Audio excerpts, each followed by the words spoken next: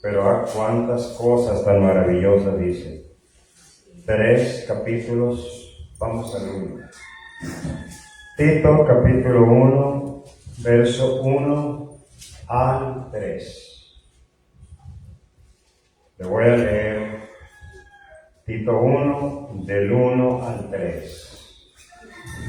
Lo hago en el nombre de nuestro Señor, Salvador y gran Dios, Jesucristo. Amén.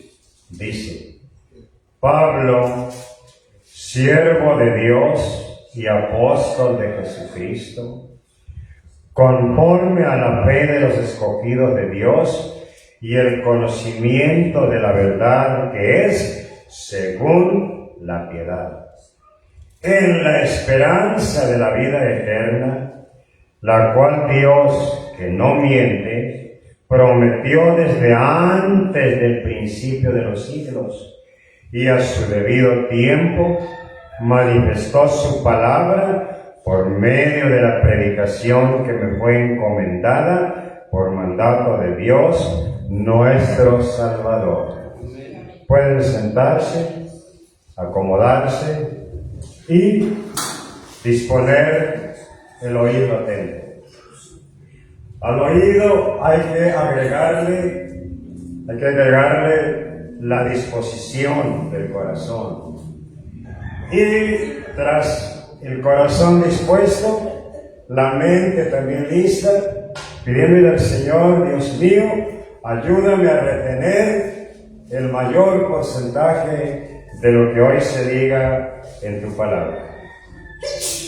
Le titulo hoy a la palabra que le voy a presentar, así para que usted también la titule igual: piedad y contentamiento.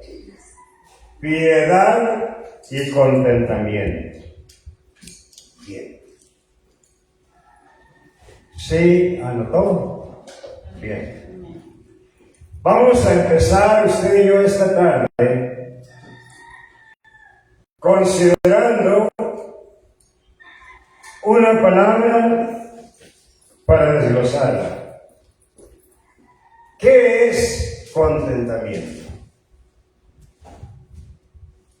Cuando nosotros entramos a ver una palabra en lo que es raíces etimológicas, o dicho de otra manera, ¿de dónde tiene origen aquella palabra? ¿De dónde provino a nosotros? ¿Qué contiene o qué encierra en sus raíces tal palabra? Ya es una cosa que va más allá del simple y común diccionario. El diccionario, es cierto, nos saca de apuros, nos dice significado, pero la etimología se mete hasta las raíces. Y de las raíces se viene por la rica savia, y entonces nos enseña en toda sabiduría más profundamente qué es cada palabra que buscamos según la etimología, sea griega, sea hebrea, sea latín, sea castellano, sea español, de cualquier idioma, hasta inglés, italiano, portugués, la etimología nos saca adelante. Si nosotros decimos ¿qué es contentamiento?, vamos a encontrar el diccionario común de la lengua española que nos va a decir contentamiento es gozo, es paz, es alegría, y etcétera, etcétera. Otro dice, es algo que nos hace sonreír, es algo que nos hace sentirnos muy felices. Pero la etimología va más allá, y se la voy a leer. Como la raíz etimológica de la palabra contentamiento es lo siguiente: es un estado emocional. ¿Por qué es un estado emocional? Porque viene de emociones. Esto no viene de un sentimiento, viene de emociones. Por eso dice la raíz, es un estado emocional que llena de satisfacción a la persona que así lo vive. O sea, me detengo un poquito. La persona que vive en el estado emocional del contentamiento, ya hablando en español, es una persona que cuando entiende esta emoción, la tal persona llega a quedar satisfecha porque lo vive y lo produce. ¿Y qué lo produce? Lo que tiene allí, la producción que le da, está viviendo en contentamiento. La satisfacción que le otorga es porque lo vive y lo produce, le da paz, le da tranquilidad. También le entrega, el contentamiento le entrega felicidad. Le da también, hermano, seguridad. ¿De qué? De que está haciendo bien las cosas. Porque cuando no se están haciendo bien las cosas, la gente, su propia conciencia, le empieza a estar ahí redarguyendo, o llega el momento que la conciencia se le cauteriza, haga de cuenta que se le quema, y dijo el profeta Isaías, cuidado con la cauterización de la conciencia, porque invierten las cosas, a lo bueno le llaman malo y a lo malo le llaman bueno. Invierten, cambian el sentido real de las cosas, pero cuando aquello que en este caso es el contentamiento, usted le causa una emoción, es acto emocional. Y ese acto, si lo vive y él le va a producir, como le dije, paz, tranquilidad, seguridad, confianza de que está haciendo bien las cosas. Como también, dice la raíz etimológica, como también le dará alegría con gozo en su alma. ¿Se han fijado ustedes que más de alguna vez hemos cantado un estribillo que dice: yo siento gozo en mi alma, gozo en mi alma, gozo en mi alma y en mi ser? ¿Se acuerdan? Son como ríos de agua viva, ríos de agua viva, ríos de agua viva en mi ser. Lo ha cantado usted, ¿verdad? Sí, amén. Entonces, ese gozo nos proviene del alma. Acuérdense que somos alma, cuerpo y espíritu. Somos un ser tripartito, o sea, un ser formado de tres partes que le acabo de mencionar. Entonces, esa emoción del contentamiento, oh hermano, tiene feliz a la persona, le da felicidad, y en el interior de ella le fluye ese gozo, esa alegría en su alma. Y la persona llega a entender, llega a comprender cuando siente todo eso, que, fíjese bien, que no tiene necesidad de cambiar esto que está sintiendo, lo último, esto que está sintiendo por el contentamiento, que no tiene necesidad de cambiar esto para estar contento en su vivir, siendo feliz.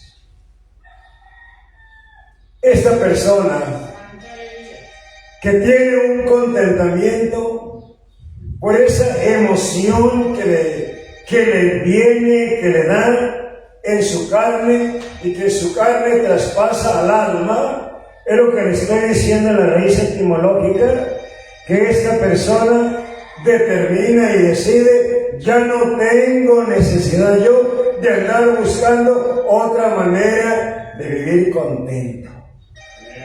¿Por qué? Porque el contentamiento que tengo me da alegría, me da paz, me da seguridad, me da confianza. Entonces, qué maravilloso es. ¿Se fija bien? ¿Por qué cree usted que la gente busca sentirse contento fumando? ¿Por qué? Porque no han encontrado el verdadero contentamiento.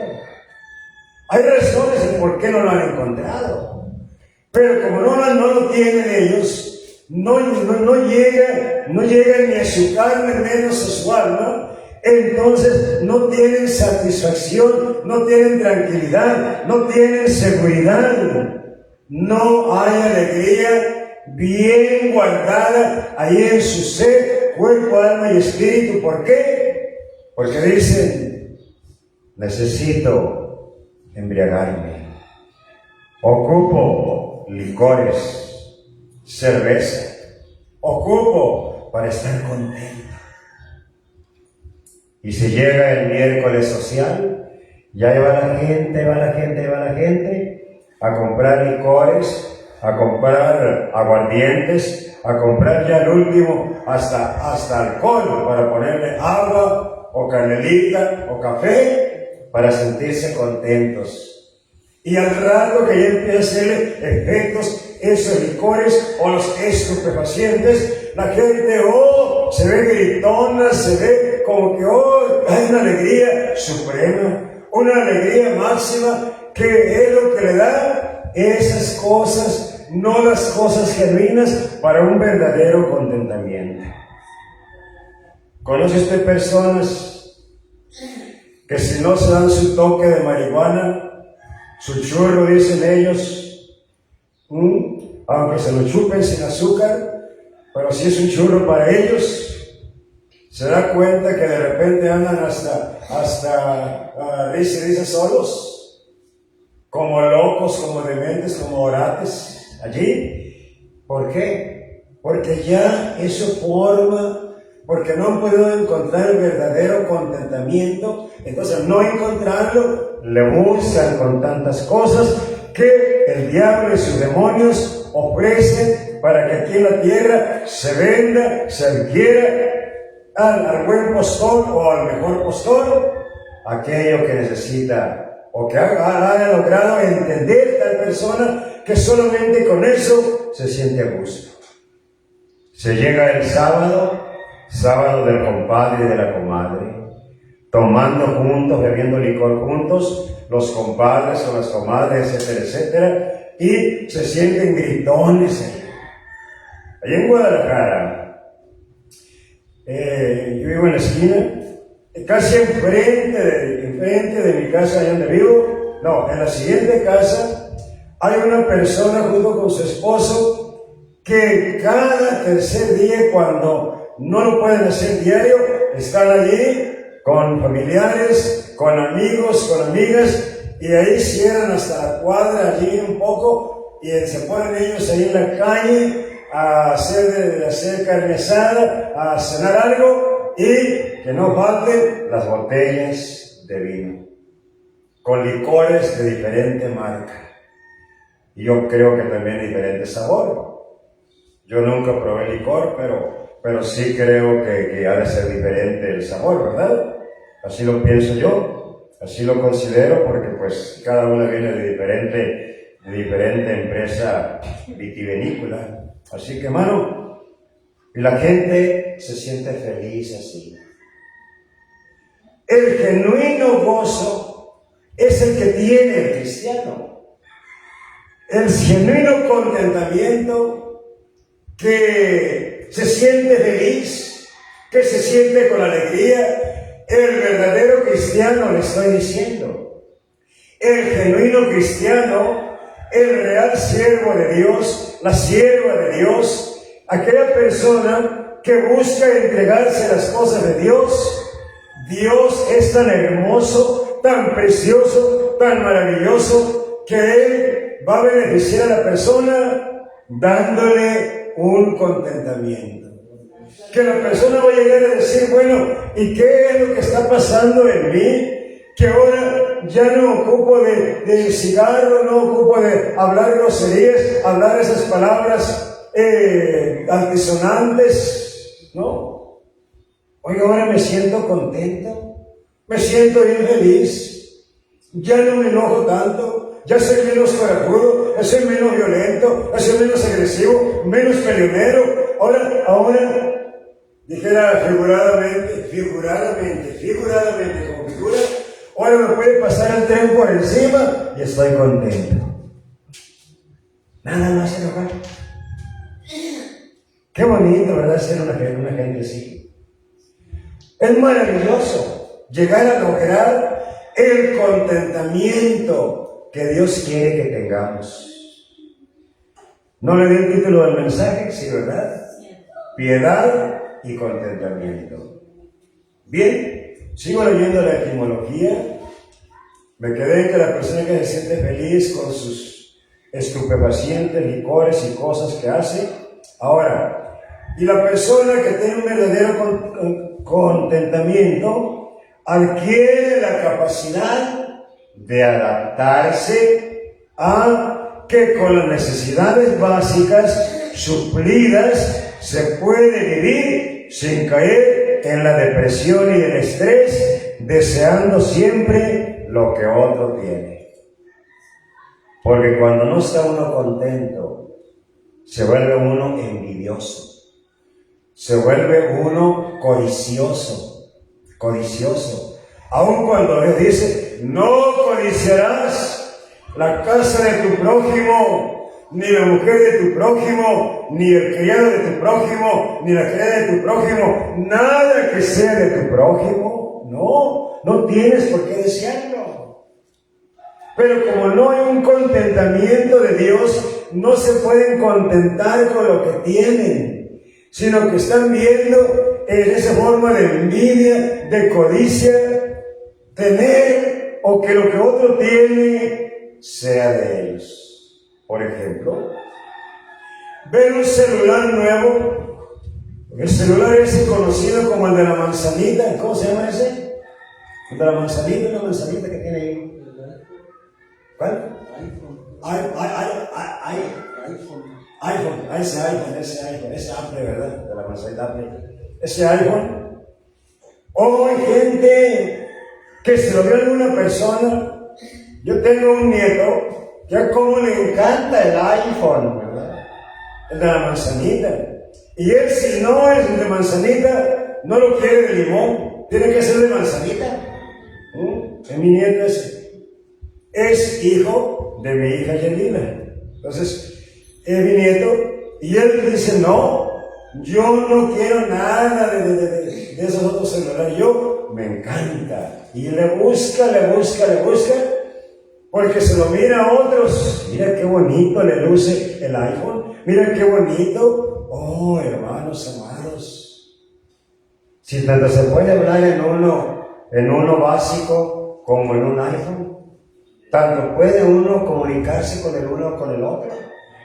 Pero como se lo vio a fulano, se lo vio a sutano, a lo mejor se lo prestó perengano y lo cité ahí con él y, oh, qué bien este celular, qué maravilloso este. Y la gente está codiciando, envidiando, y viven ya con espíritus inmundos, porque la codicia es un espíritu inmundo, la envidia es un espíritu inmundo, y así dentro del montón de espíritus inmundos que hay, que son los demonios, todos trabajan las personas. Pero cuando nos damos cuenta que no debemos de darles chance a los demonios que entren a nosotros y los empiecen a perturbar, ellos siguen buscando a otros, porque su trabajo lo tienen que hacer, porque si no, Belcebú, el soberano de los espíritus inmundos, los castiga. También ellos reciben castigos. Así que, hermano, pero cuando nosotros tenemos el contentamiento de Dios, la Sagrada Biblia, la palabra de Dios, el bendito volumen divino, nos dice que qué maravilloso es estar contentos con lo que tenéis. Y qué maravilloso es que dice, teniendo abrigo, teniendo sustento, teniendo que comer, contentos con eso. Que fulano tiene más. Él sabe de dónde lo tiene, cómo lo tiene, cómo le hace para tenerlo. Yo creo que usted no quiere tener igual de cosas como tiene un contrabandista, un narcotraficante. Yo creo que usted no. Qué bonito es salir a la calle con toda su cabeza en alto, su frente, ahora sí que su frente al frente, porque usted está contento. Sabe que aquello que usted trae puesto, aquello que usted tiene en casita, aquello, usted está contento porque lo tiene agradecido con Dios. Pero cuando no está contento en el contentamiento de Dios, la gente vive de una manera, como le acabo de mencionar, así con esa operación de los demonios. Y yo creo que esto no es correcto. Un cristiano tenemos que estar observando en qué área de la vida estoy fallando al Señor. ¿Es bien cierto? El dinero responde a todo, a todo, a todo, a todo, hasta la salvación y a la condenación también responde. El dinero responde a todo, dijo Salomón cuando escribió el libro de Eclesiastés, y es cierto. Pero hermano, vuelvo a repetirte, ¿cómo te provino aquel dinero? ¿De dónde lograste aquel dinero? ¿Qué hiciste para tener ese dinero? ¿Qué hiciste? ¿Algo positivo, algo bueno, algo agradable a Dios? ¿O te vino o lo adquiriste de una forma ilícita, indebida, ilegal, deshonesta? ¿Cómo está ese? Entonces tiene uno que revisarse.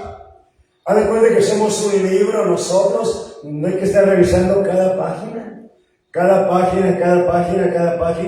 Ay, Señor, ¿y esto que tengo, cómo lo he logrado? ¿Es justo delante de Dios? ¿Es lícito delante de Dios? ¿Me puedo contentar con esto? ¿O soy un envidioso? ¿Soy un avaro? ¿O qué soy? Es línea para examinarnos. La porción bíblica que leímos de Tito 1, del 1 al 3, primeramente se presenta el apóstol Pablo en esta carta de 3 capítulos que le manda a Tito.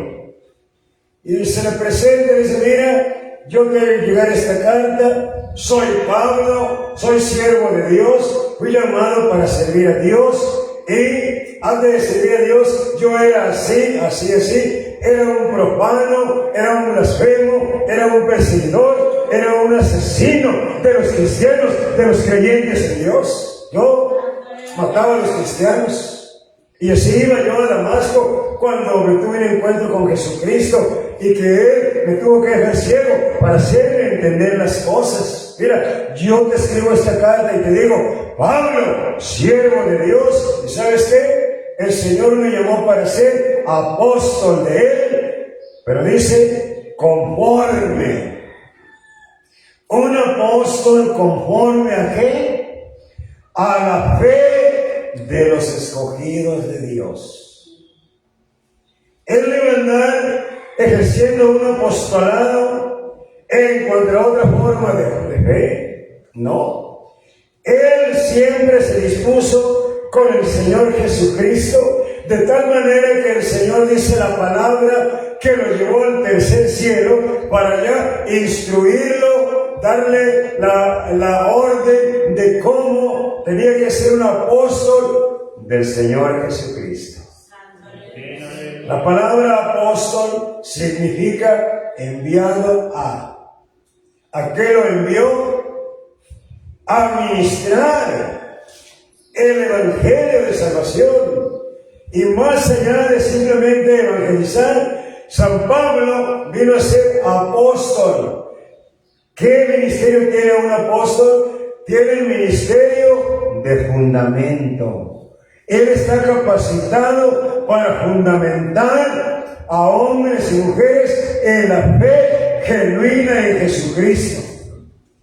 Él no está facultado para otras cosas que hacen algunos ciertos apóstoles. Que el apóstol fulano, entre comillas, hermanos, y que el otro fulano y sultano, no. ¿Usted ha oído de eso? Que está por esto en la cárcel, que está por esto allá. Cuidado, es que no es apóstol de Jesucristo. Él no estuvo edificando la iglesia del Señor en fundamento. ¿Cómo edifica un apóstol? Edificados sobre el fundamento de los apóstoles y profetas, siendo la principal piedra del ángulo. Prediquen a un solo Dios, no a tres deidades, siendo la principal piedra del ángulo Jesucristo mismo. Merece tus palmas en este momento.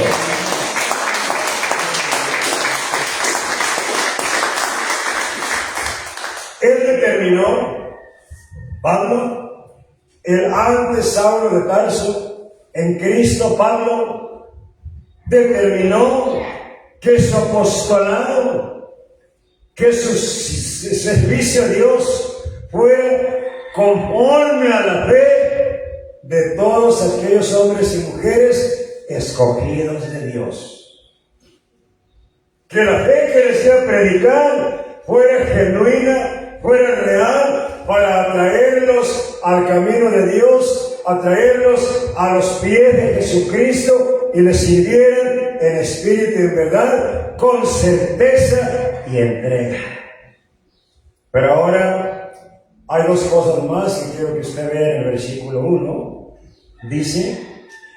Dice que esos escogidos de Dios, que iban a ser conforme al ministerio de la fe de los santos del Señor, o escogidos o seleccionados, San Pablo quería predicar esa fe y fue lo que él predicó, pero dice que estos deben de tener, si son escogidos del Señor, están sirviendo a Dios, dice, tanto el apóstol o los apóstoles y los escogidos de Dios, la membresía de la congregación, dice que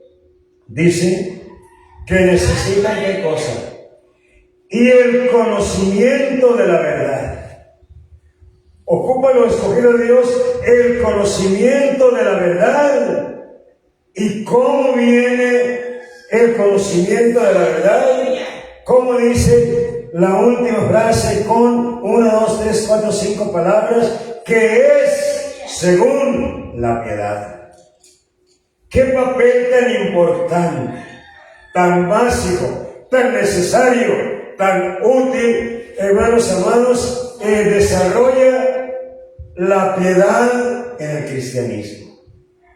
Se necesita para llegar al conocimiento de la verdad, a un conocimiento genuino, a un conocimiento, oh hermano amado, que haga temblar la tierra, que haga temblar a los pecadores. Se requiere que el conocimiento de la verdad sea según, la palabra según equivale a conforme a la piedad.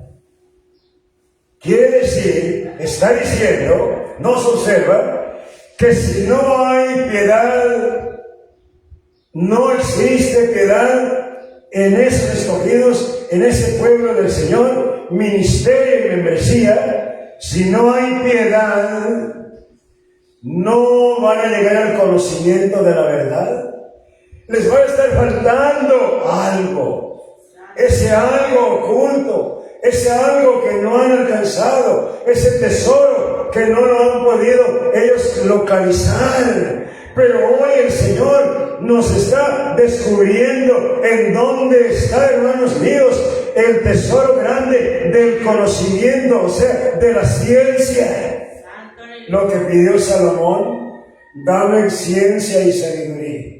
Y sabiduría, pero con esa ciencia que es el conocimiento de la verdad, sea, el conocimiento correcto, el conocimiento exacto. ¿Por qué cree usted que el Señor reprendió a los escribas, a los fariseos, a los saduceos? ¿Por qué los reprendió? Le digo, ustedes cometen errores porque son ignorantes en las Escrituras de Dios. Escudriñad las Escrituras porque en ellas tenéis la vida eterna y las Escrituras dan testimonio de mí, dijo el Señor Jesucristo. A Él la gloria, toda la gloria de Él, toda la gloria. Así que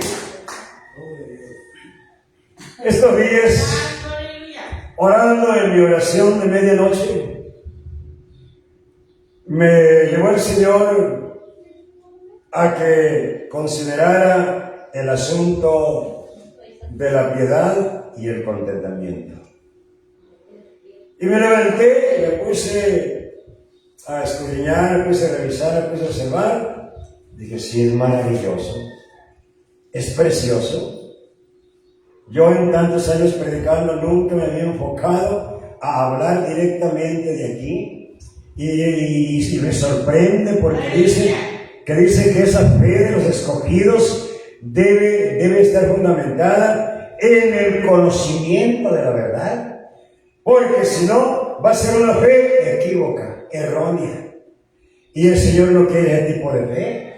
El Señor quiere una fe legítima en Dios, porque sin fe en Dios es imposible agradar a Dios.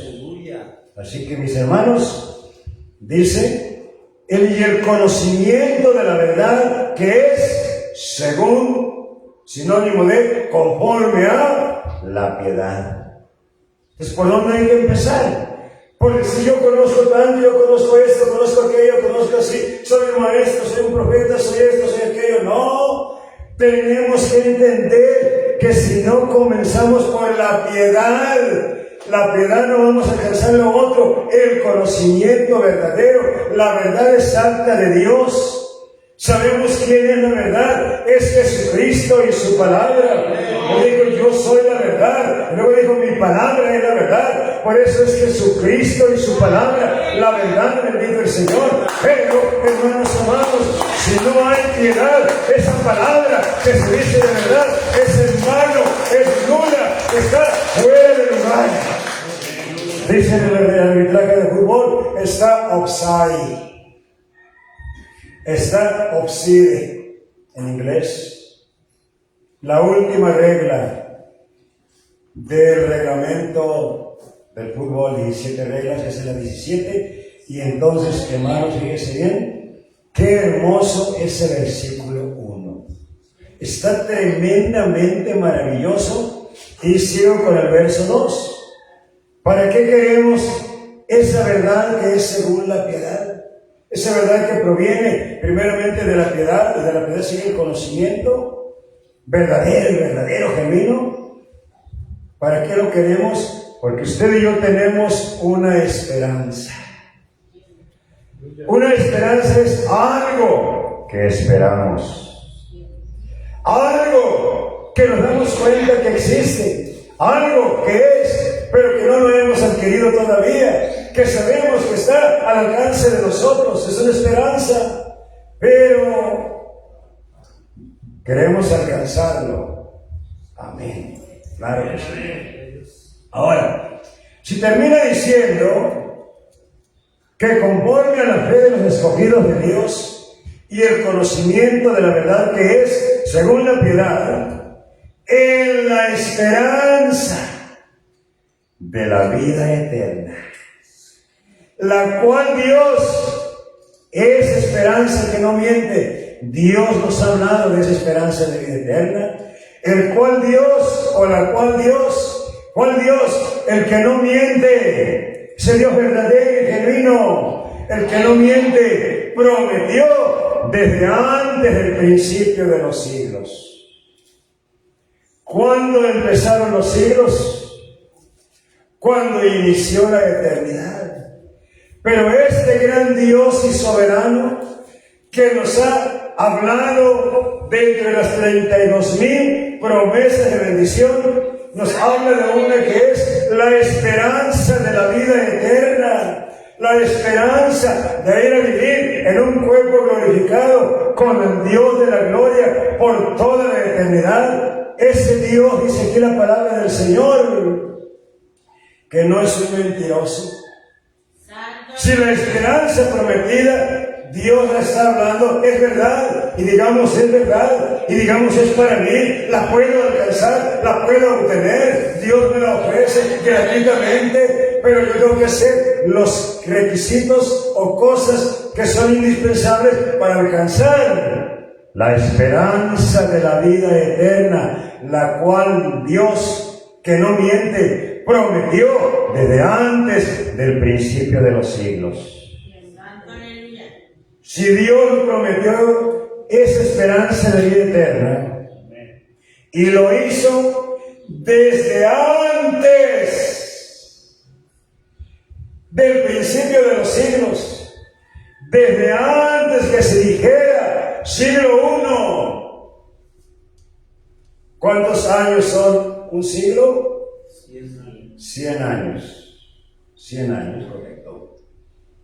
Desde antes que se dijera un año, y antes del año es el día, un día, antes del día es la hora, una hora, antes de la hora es el minuto, antes del segundo, antes de que existiera el primer segundo de los siglos, no un siglo ni dos, el primer segundo de lo que iba a ser un siglo, 2 siglos, 3 siglos, los siglos de los siglos.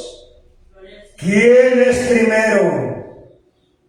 Dios prometió esa esperanza de vida eterna cuando ese Dios viene en carne y sangre en un tabernáculo humano a la tierra, digamos directamente a Israel. Ese Dios se presenta allí y Él reconfirma la esperanza de vida eterna que Él había prometido.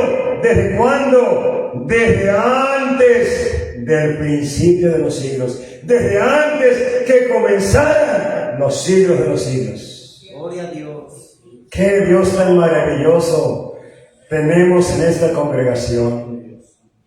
El Dios soberano, Señor del cielo, al que oramos hace rato en la media hora de oración.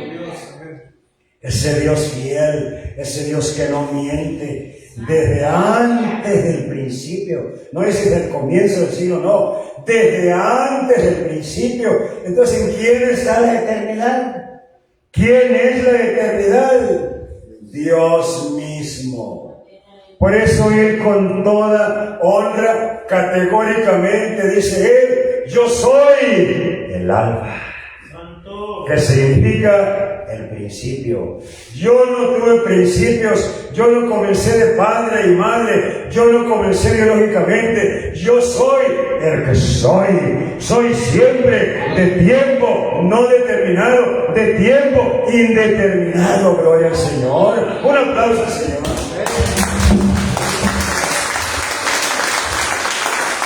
Qué bonito, qué maravilloso. Esa esperanza que tenemos en este Dios que no es de ayer ni de antier. Este Dios, dice el verso 3, y a su debido tiempo manifestó su palabra por medio de la predicación, dice Pablo, que me fue encomendada a mí. Acuérdese usted cuando el Señor lo llamó por el ministerio apostolar. Lo llamó y le encomendó cuando lo instruyó en el tercer cielo, lo instruyó, dice, le fue encomendado, dice, lo instruyó por mandato de Dios, nuestro Salvador. ¿Y quién es ese Dios, nuestro Salvador? Jesucristo, el Señor, que se lo declara a usted en el versículo 13. No lo voy a leer después. Pero el versículo 13 ahí está. Aguardando la esperanza bienaventurada de nuestro gran Dios y Salvador, Jesucristo. Ahí está la realidad, la divinidad, la supremacía majestuosa del Señor Jesucristo. Allí está. Entonces, hermanos amados, veamos cómo está este asunto de la piedad. Si la piedad proviene de Dios, no la impiedad. no la iniquidad. La piedad proviene de Dios, es una virtud divina, es una virtud teologal, es algo que solamente Dios lo tiene para dárnoslo, para concedérnoslo a nosotros, hermanos míos. Para eso lo tiene, y vino Jesucristo en carne y sangre, verso 3, predicó, y luego llamó a Pablo, y Pablo también siguió predicando. Y qué bueno que los 5 ministerios de la gracia, sea apóstol, sea maestro, sea doctor en la palabra, sea evangelista, sea pastor, nos esmeremos en predicar la palabra, el mensaje de la piedad de Dios. Gloria al Señor, hermanos. Bueno, aparte del contentamiento emocional que produce buenos frutos, que produce grande ganancia, dice la raíz etimológica que hay otra condición de contentamiento, la espiritual, la condición espiritual. ¿Cómo es la condición espiritual según la etimología, tanto griega como hebrea y aramea? Dice, en la condición espiritual, dicho, en la relación directa con Dios. Relación directa con Dios es una condición espiritual. La condición espiritual es la relación directa con Dios, viceversa. Ya cual cristiano que se es, el contentamiento es, óigalo bien, ser devoto de Dios. No se va a encontrar el contentamiento espiritual. La gente va a seguir metida en sus cosas que mencioné hace un momento. Ya las hablé por su nombre. La persona que realmente cristiano es, aquí dice, ya cual cristiano que se es, ese contentamiento genuino que proviene del Espíritu Santo, que proviene del Dios que es antes de los siglos, se necesita ser devoto de Dios. Me detengo allí para luego seguir diciendo la etimología. ¿Cómo se conoce una persona devota? No devotas, no, devota, devota es una sola palabra, devota. ¿Cómo se conoce? Déjeme decirle, por ejemplo, aquí entre nosotros, muy cerquita, está un poblado que se llama Huizcalapa. Yo ahí prediqué mucho tiempo. Ahí formamos congregación también. Un lugar donde se es devoto, o cuando se es devoto, en ese lugar de Huizcalapa, dicen ellos, mi santo, o el santo de mi devoción. Santo Niño, ¿cómo dice? De Atocha. Es mi santo de mi devoción. Y vea cómo a la gente no le importa los lunes. Hemos visto personas por la carretera, por la orilla de la carretera, que desde aquí de Guzmán salen caminando, trotando o en ratos corriendo hasta llegar a su lugar donde está el Dios de su devoción, el ídolo de su devoción, que lo tienen como su Dios. ¿Cómo llega la gente allá? ¿No cree usted que llegan cansados? Sí, llegan cansados. En tiempo de calores llegan quemándose. ¿Pero qué los mueve a ellos? Aunque es un ídolo, no es el gran y genuino Dios. Es un ídolo conforme a los demonios. Porque la Biblia dice que los demonios están detrás de cualquier ídolo y están incitando a la gente a que les rinda adoración, a que los reconozca, a que les sirva, a que les rindan tributo. sabiendo que el tributo lo recibe el demonio fulano o sutano. ¿Quieres saber ese texto? Apocalipsis 9:20, cuando usted lo vea, le dice en su casa, que detrás de cada ídolo, de cada imagen de ídolo, está un demonio allí. Y la gente está adorando, en este caso, al San Martín, pero lo que están adorando ellos es el efecto del demonio que ha trabajado sus mentes, su conciencia, su pensamiento, su corazón, su vida, su dedicación. Y la gente cree que está adorando a Dios, como allá en Éfeso adoraban a Diana de los Efesios. Y cuando Pablo llegó y les dijo, ¿qué pasa con ustedes? Al pasar yo aquí por la ciudad, me paré enfrente de este templo y veo al vidrio del altar un letrero que dice, al Dios no conocido.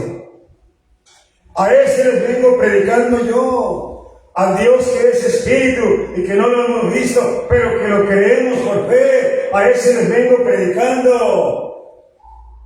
Y ustedes veo que están adorando y gritando, ¡viva la gran diosa Diana de los Efesios! ¡Viva la gran diosa Diana! No, les digo, están equivocados. Todo el Areópago se enojó contra Pablo. Todos, Dionisio, ayer encargado ahí de la platería que se vendía en ese ídolo, se enojó y se opuso contra Pablo. Y luego se le unió Demetrio también. Oiga, dos con D, Dionisio y Demetrio. ¿Cómo tengo que fuera Dionisio Adán? Fue Dionisio y Demetrio. Bueno, pero mire usted aquí, cómo está allí.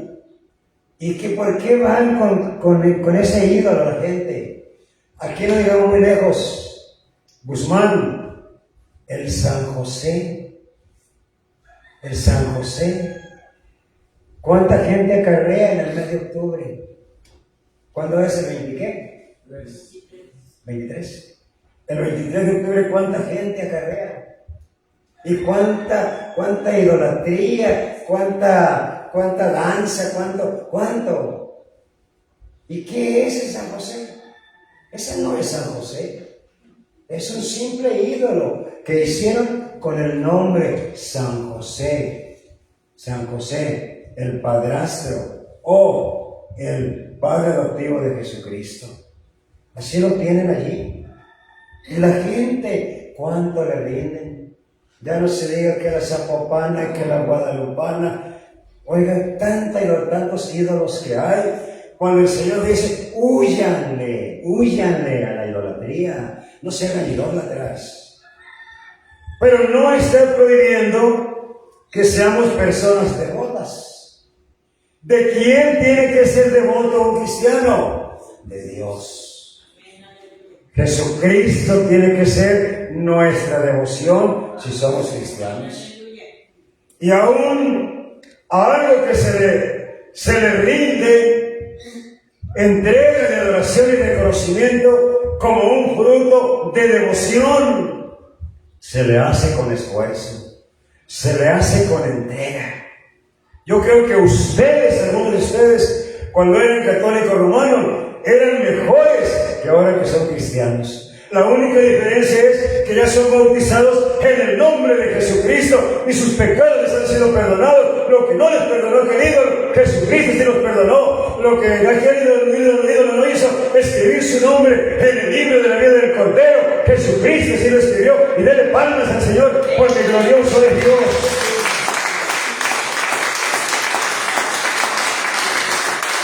Usted quisiera que hubiera una carretilla en la iglesia para ir por usted y venirse al culto, ¿verdad? Quisiera que llegara la carretilla. Ya no la tengo. Ya la vendí. La compré y la vendí.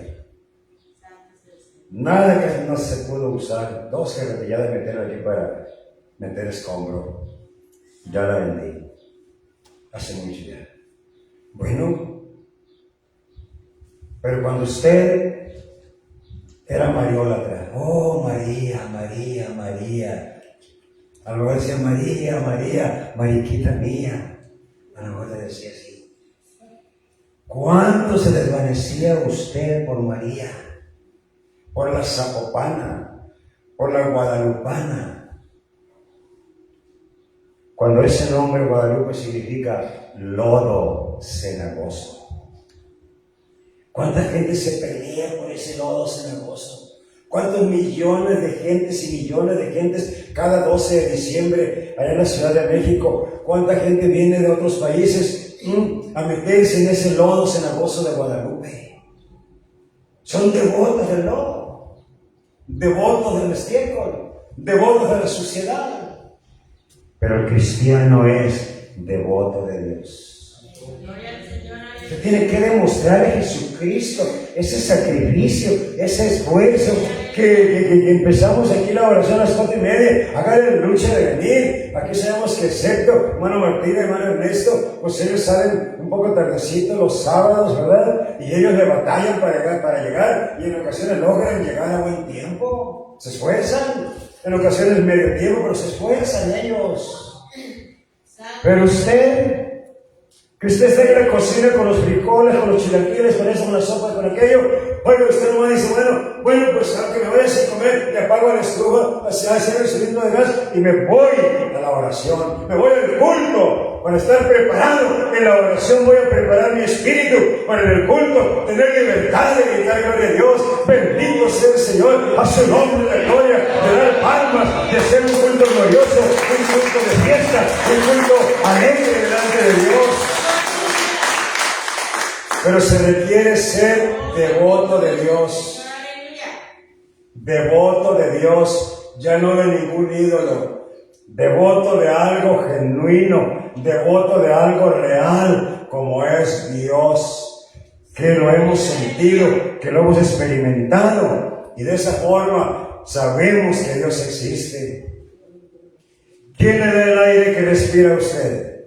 Dios. Cristo. Entonces, ¿sí sabemos que existe el Señor? Sí, amén, aleluya. ¿Estamos conscientes? ¿Por qué respiramos? ¿Por qué respiramos? No con qué, no con qué. ¿Por qué? ¿Por qué respiramos? ¿Por qué respiramos? ¿Quién nos permite respirar? Hermano, entonces perdóname, ¿por qué ser tan ingratos, malagradecidos de que sabemos cuán grande es Dios en nosotros? Como ese himno que yo canto muchas veces, qué grande es Dios, qué grande es Dios. ¿Por qué, hermano? Pequeño grupo, pequeño rebaño, ¿por qué? La semana pasada, ¿cuánta gente faltó? Hice culto de predicación nada más por los oyentes que vinieron, la verdad. Por la estimación que les tenemos, por el cariño, por el afecto. Pero si hubiéramos estado, no más, unos hermanos, y no sé qué, voy a suprimir la predicación. Venga, se orar mejor por los hermanos que no estuvieron. Bueno, tenemos que ser gente ardiente en el espíritu, gente fervorosa. Yo tuve que pedir hasta prestado para venirme de Guadalajara. Le hablé al hermano Javier en la mañana, tuvo desde ayer al mediodía. Un tormentón en Guadalajara, un diluvio. Le hablé al hermano Javier en la mañana. Le dije, lo más probable es que no va a alcanzar ahí hoy. Y hermano, se calmó un poquito el agua. Le pedí a mi hijo que me prestara para venirme. Me dijo, llévese la camioneta, papá. No, le digo, no me voy a prestar más. Y yo, no déjenme en el camión. Y ahí agarré un taxi y ya en el camino se va a venir el agua. Y no sé si estará lloviendo ahorita en Guadalajara, pero se vino recio también. Ya como quiere la central ya me metí, abordé el autobús comprando el boleto, llegué aquí, ya que agarré un taxi que me trajera. Hermano, aquí estoy, gloria a Dios. Le dije el otro día, porque les amo, porque me interesa la salvación de ustedes, porque yo mi salvación ya sé cómo alcanzarla, ya sé cómo comportarme, yo conozco mucha profundidad más que ustedes. Entonces ustedes, yo quiero servirles, quiero ser siervo de ustedes, quiero servirles, pero no me dejan todos servirles, no me dejan. Así que, pues a los que quieren les sirvo. Pero hermano, de veras, seamos devotos de Dios, tengamos esa devoción de Dios. voy a seguir leyendo. Ya lo explicamos. Dicho en otra forma, ¿qué es ser devoto de Dios? Es ser un crédulo, seguidor de Dios, obedeciéndole en todo lo que ha aprendido de Dios por la Santa Biblia. Y que sea coherente, que se entiende en esto. Que el devoto de Dios mantenga una relación sumisa y se muestre visible al testimonio, no anticoherente, sino alineado en pensamiento, sentimiento, decisión y actuación, mostrando que el Señor es el santo de su devoción en fe a Él. ¿Por qué van con el Santo Niño? Porque tiene la fe en esa yesa. ¿Usted por qué quiere ser adorador de Dios? Porque usted quiere tener la fe en Dios serenamente. Entonces, mi amado hermano, pueblo local, qué bueno que estás aquí. Qué bueno, y solo Dios sabe por qué. Porque hasta con esfuerzo me pude venir y solo Dios conoce. Y solo sabe por qué me llevó a inspirar este mensaje a través de su palabra y a través de las líneas, por ejemplo, de la etimología, ver realmente la profundidad de la etimología. Otra cosa que es un devoto de Dios es ser suficiente Dios para Él, en todo su ser o en todo su existir, desde lo interior hasta su cuerpo por fuera, para mantenerse en paz con su unidad con Dios el Señor, a pesar de todas las circunstancias en contra. Muchas son las aflicciones del justo. ¿Pero qué dice? Pero de todas ellas lo librará el Señor. ¿Se fija bien? Es necesario que a través de muchas angustias o tribulaciones entremos al reino celestial de Dios.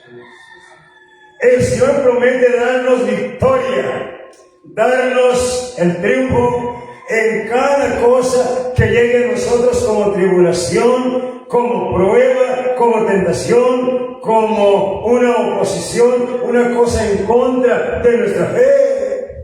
Pero siempre que seamos devotos de Dios, que Dios sea para nosotros el todo suficiente. Voy a tomar Filipenses capítulo 4, por favor, con ustedes me uno. Filipenses 4, verso 10, lectura larga hasta el 20. ¿Qué le parece? Lo hacemos uno y uno. Biblias listas ahí a la vista, perdón. Filipenses 4, del 10 al 20, y vamos a ver lo que vamos a entresacar. ¿Estamos allí? ¿Amén? Amén. Empiezo. En gran manera me gocé en el Señor, de que ya al fin hayáis revivido vuestro cuidado de mí, de lo cual también estabais ustedes solícitos, pero les faltaba la oportunidad. El 11, usted. No lo digo porque tenga escasez, pues he aprendido a controlar Lean. cualquiera que sea mi situación. Sé vivir humildemente y sé tener abundancia. En todo y por todo estoy enseñado, así para estar saciado como para tener hambre, así para tener abundancia como para padecer necesidad. Ustedes. Todo lo puedo en Cristo que me fortalece. Más necesito la que sigue. Sin embargo, bien hicisteis en participar conmigo en mi tribulación. Sabéis también vosotros con evidencias que al principio de la predicación del Evangelio, cuando partí a Macedonia,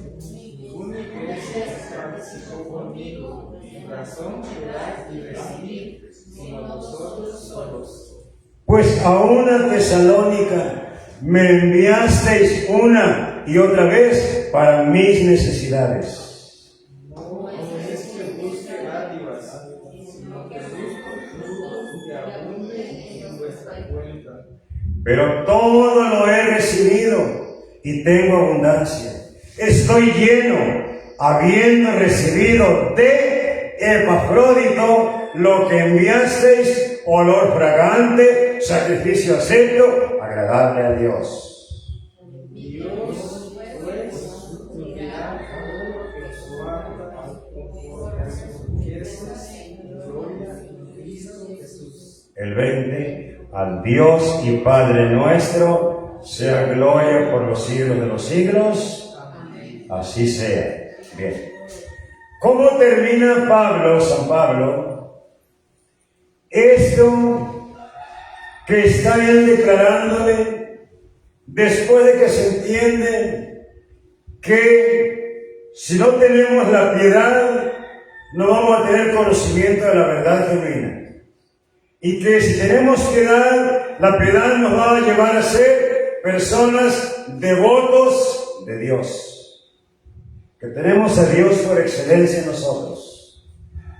Llueva o truene, haga frío o haga calor, esté lejos o cerca, el venadito no pone pretextos. Como el cielo clama por las corrientes de las aguas, así clama por ti, oh Dios, el alma mía. Mi alma tiene sed de Dios vivo. Y dice de ese venadito o siervo, hablando de David: ¿cuándo vendré y me presentaré delante de ti? Oh Señor, fueron mis lágrimas mi pan de día y de noche, mientras me dicen las gentes: ¿dónde está tu Dios? Y sigue diciendo: mi Dios está en los cielos y vive en mi corazón. Amén. Bueno, San Pablo, hermanos amados, él realizó un ministerio, como leímos en Timoteo, en Tito 1, en 1 al 3, ya lo leímos al principio, debido o conforme a la orden de Dios. Pero cuando él llegó a Filipos, allá donde lo encarcelaron, donde lo golpearon, juntamente con su compañero de viaje misionero Silas, allá en Éfeso, que es en Efesio, y luego de ahí él brincó a Filipos, y cosas contrarias le acontecieron, cosas contrarias le sucedieron allí, pero él no desmayó, y no desmayó. Fíjese bien, hermanos amados. Y luego le batalló tanto. Él se tuvo que dedicar porque tenía piedad de los hermanos en Filipos. Tenía piedad, tenía misericordia, tenía benevolencia. Le dolía que se perdiera. Y Pablo dijo: aprendió a hacer casas de campaña para hacerlas y venderlas, redes para los pescadores y venderlas, para subsistir de ello y estar con los hermanos en Filipos, ahí con los filipenses. Bueno, entonces los hermanos no tenían cuidado de él. Pasaron años, pasó tiempo, y él predicándoles, sembrando la palabra allí, aconsejando, instruyendo, doctrinando, lloviera o tronara, y los filipenses, los de Filipos, pues aquí está Pablo, contento de que Pablo les predicara. Pero hermano, no había ni un cuidado económico de él. Usted leyó del verso 10 al 20. Ni un cuidado tenían de él. En la economía, algunos de ustedes, no el 100% de ustedes, tienen cuidado de su Pablo que está aquí. Yo. Pero ustedes saben quiénes son ustedes. No los voy a exhibir porque no debemos exhibirlos. Pero ustedes han tenido cuidado. Algunos han estado al corriente, ¿verdad? Me han ayudado mucho. Les he dado las gracias muchas veces porque sé que lo han hecho. Pues Pablo no recibía allí nada.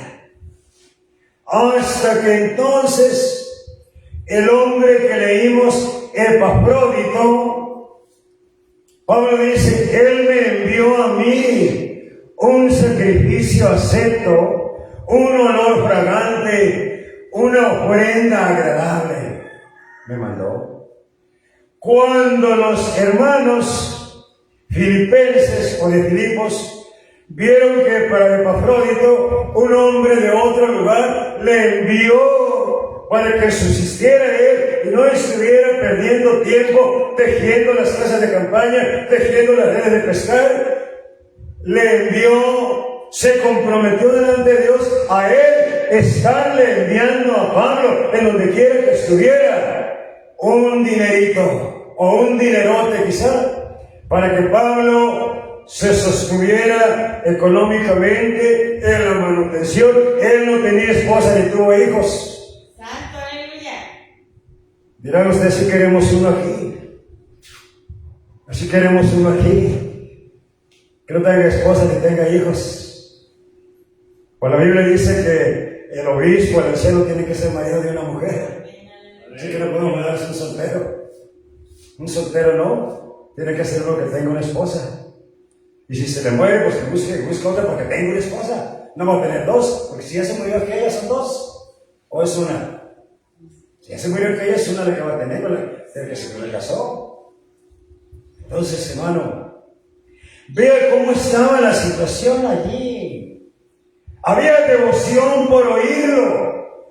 Había ganas de oírlo. Se regocijaba en oírlo. Pero una ofrenda.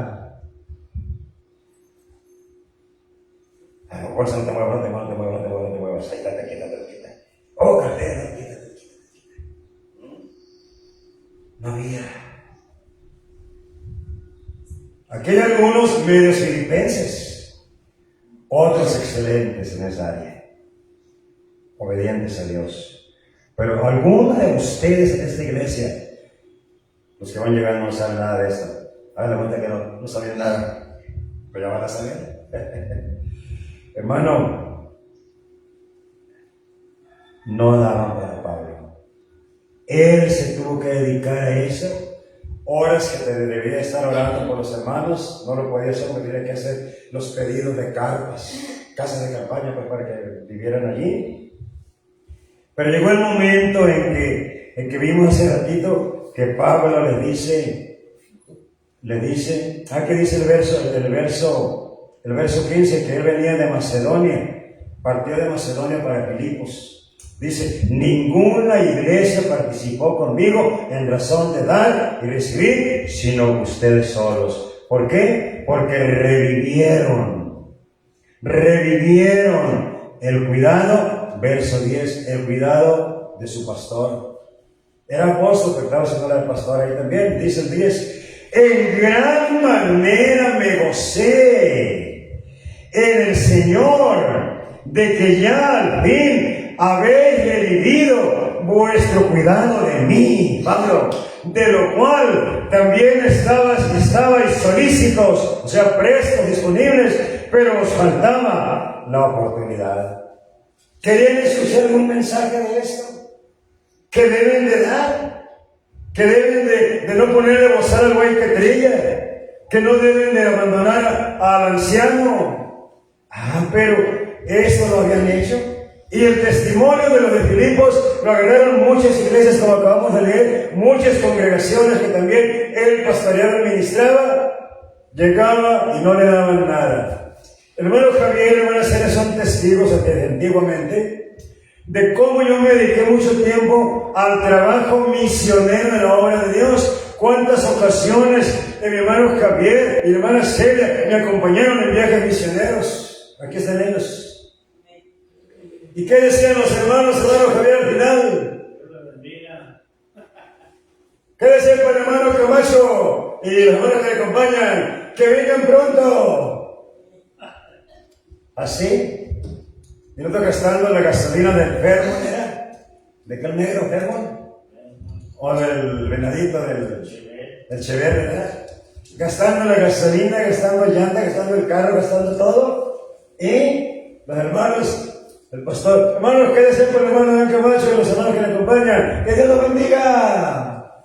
Y que vengan pronto. Sí, mire, en estos tiempos, hermano, que estamos viviendo ahorita, la situación usted sabe que está tremenda. Para usted y también para mí, porque yo también compro. No vendo nada, pero sí compro. Usted a lo mejor compra y vende. Hace trueque ahí. Bien. Pero hermano, se requiere. Es bendita palabra de Dios la que estamos viendo en esta ocasión, hermano, como siempre, gloria al Señor. Al grano, directo es el Señor en su palabra. Entonces, Pablo se alegró, según el verso 10, se contentó cuando empezó a ver que estaban dádivas de los hermanos. ¡Ay, Señor Santo! Por fin revivieron, me tenían muerto, pero ya revivieron. El cuidado de mí, les dijo. Dios les pague, es ofrenda fragante, es olor agradable a Dios. ¿Sabe usted que aquí se paga luz? ¿Se paga agua? ¿Sabía usted que es una casa de vivienda también aquí arriba como cualquiera? También se gasta. En las lentejas, en el frijol, en todo se gasta. ¿Sabía que los automóviles piden gasolina? Piden agua también, pero también gasolina y más gasolina que agua. Entonces, hermano, es cuestión de conciencia. Si Dios marca un orden de lo que es traer y lo que es dar, y lo que son dádivas de cooperación, de colaboración, tenemos que saberlo. Pero hermano, necesitamos tener piedad. Tener piedad. ¿Por qué? Porque se debe tener piedad. Mire, en el aspecto social, humano y moral, ¿qué es la piedad? Piedad. Como en el contentamiento se cumplen dos líneas, en la vida y en piedad también son dos áreas. El área social, humano, moral. O sea, social que está en cuanto a sociedad, humano que se trata entre personas y moral que es la conducta que se presenta, que se muestra siendo piedoso y que consiste en ejercer actos de compasión, teniendo bondad y benignidad, amor al prójimo y consideración con lástima delicada para quien se le hace el bien. Zacarías capítulo 7, verso 8. Vamos allá, hermanos. Gloria al Señor. Zacarías 7, verso 8 hasta el 14. Pero usted en casa va a leer hasta el 14. Yo también le voy a leer aquí el comienzo. Zacarías 7, 8, el verso. Yo le digo hasta donde ya se lo va a leer hasta el 14 en casita. Para que vea el juicio que hizo Dios contra estos por no hacer lo otro. Pero lee del 8 al 14. Aquí nada más voy a hacer lo primero. Y vino palabra de Dios a Zacarías, profeta, diciéndole: así habló el Señor de los ejércitos, diciendo: juzgad conforme a la verdad. Y conforme a la verdad, que no es según la piedad. Conforme a la verdad. Dice, y haced misericordia y piedad cada cual con su hermano. No oprimáis a la viuda, al huérfano, al extranjero, al pobre, ni ninguno piense mal en su corazón contra su hermano. Pero no quisieron escuchar, antes volvieron la espalda y taparon sus oídos para no oír, etc. Usted va a leer enseguida en casa, del 12 hasta el 14, lo que sigue, se va a dar cuenta del juicio de Dios. Se taparon los oídos para no oír. ¿Por qué? Porque Dios le está hablando de ejercer la piedad, del ejercicio de la piedad, de la práctica de la piedad. Y no nada más contra un pastor, sino también entre hermanos, dice aquí la palabra, en el versículo 9. Y que no hable mal en su corazón, dijo, ni del pobre, ni esté en opresión contra la viuda, contra el huérfano, contra el extranjero. No, dice que se despoje de críticas, se despoje de opiniones de esa razón. Y eso dice, se taparon los oídos para no oír. No quisieron oír. Zacarías, el profeta, les dijo lo que tenía que decirles. Así que el Señor, pues nos dice lo que tiene que decirnos, hermano. El conocimiento de la verdad viene conforme a la piedad.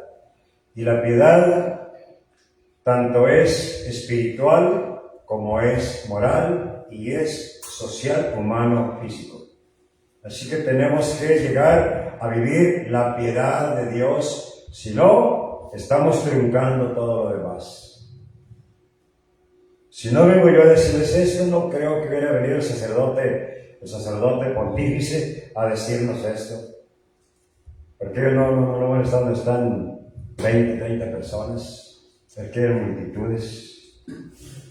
Nosotros amamos donde estén 2 o 3 congregados en el nombre del Señor, pero tenemos muchas cosas que informarle.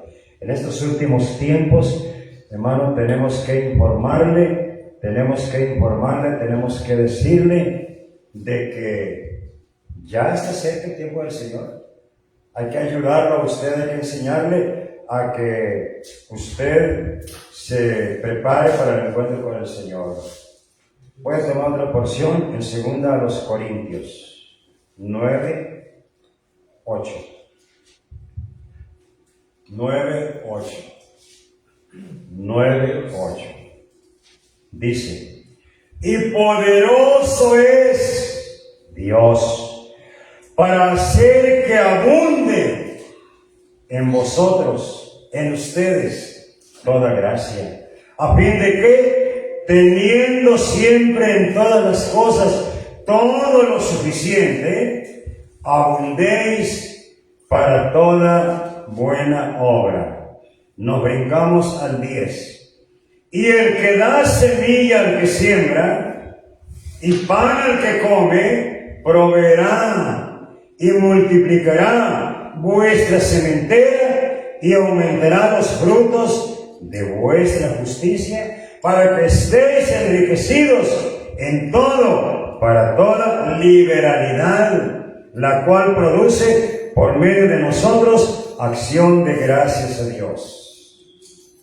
¿Ve que Dios promete suplir? Si usted da con contentamiento, Dios promete suplirle. Poderoso es Dios para hacer que abunde en vosotros toda gracia. Así que, desde teniendo el sustento, teniendo lo básico, el Señor dice, yo te voy a proveer semilla, como le proveo semilla al agricultor para que siembre, el campesino para que siembre. Te voy a proveer. Pero, si se es mezquino, no se es generoso, pues no esperemos. Dice que el que no es liberal, no es generoso, vendrá a pobreza lo más pronto posible. Vendrá a pobreza. Así que, hermano, usted sabe cómo está su condición. Yo también la sé porque llevo un control ante el gobierno. Tengo que pagar los impuestos, tengo que también dar lo que al César pertenece, y llevo un control yo. No lo voy a exhibir.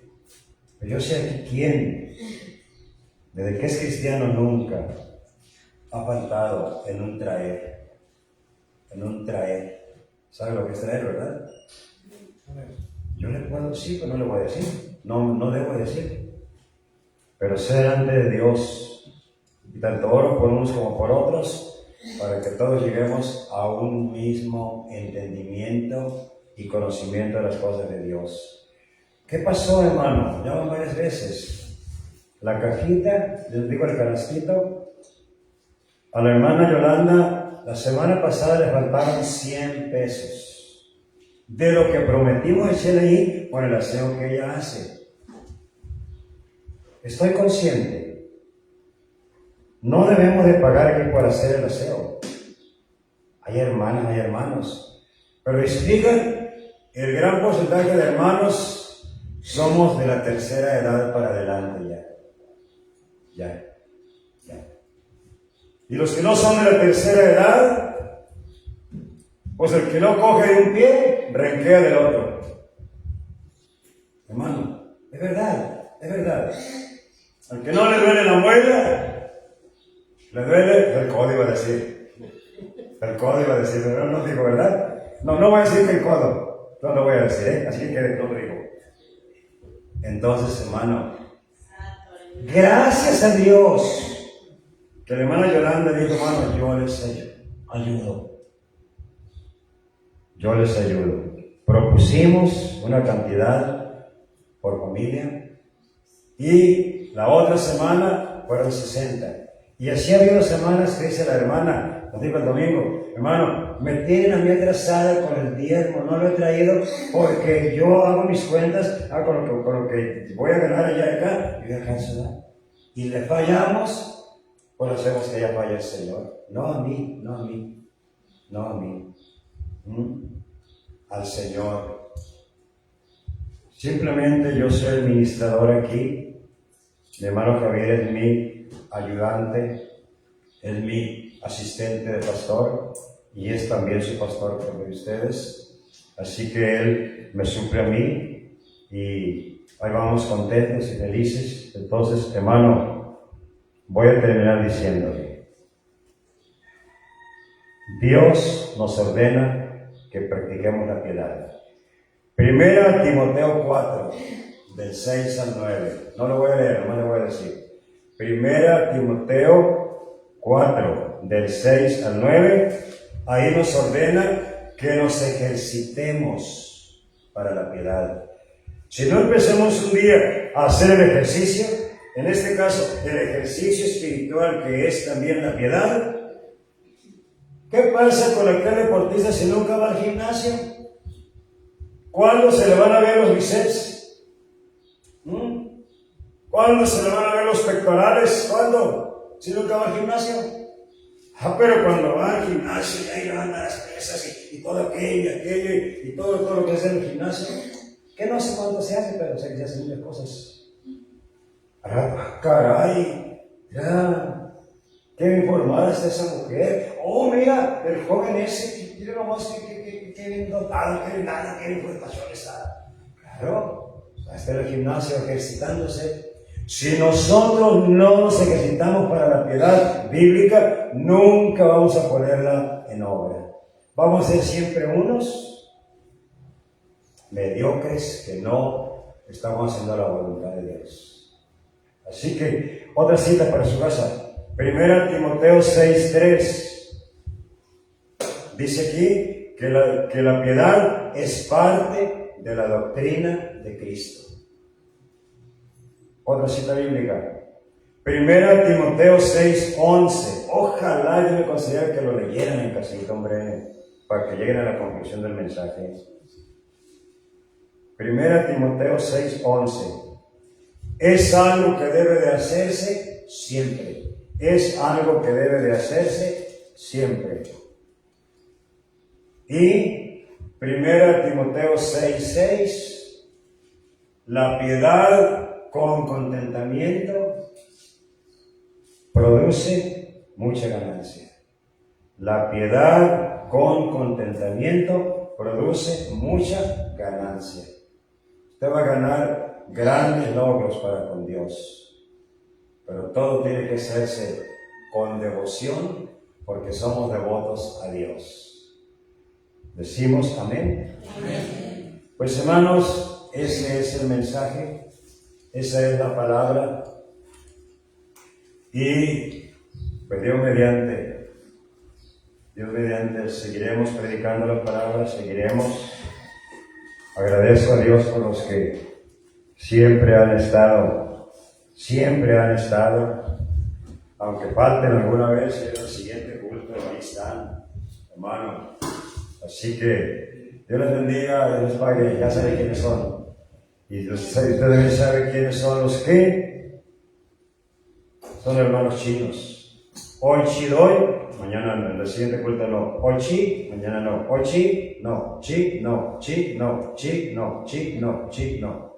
Son hermanos chinos. Cuidado con los hermanos chinos. Hermano, si Dios te bendice diario, cada semana. ¿No veniste? ¿No diste? Ni diste la canastita ni nada. Y la hermana Yolanda, ahí está apuradota, que no está apuradita.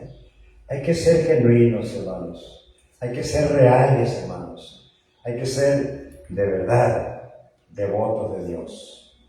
Dios los bendiga. Amén. Bien, ahí quedamos ya con el mensaje. Cerramos.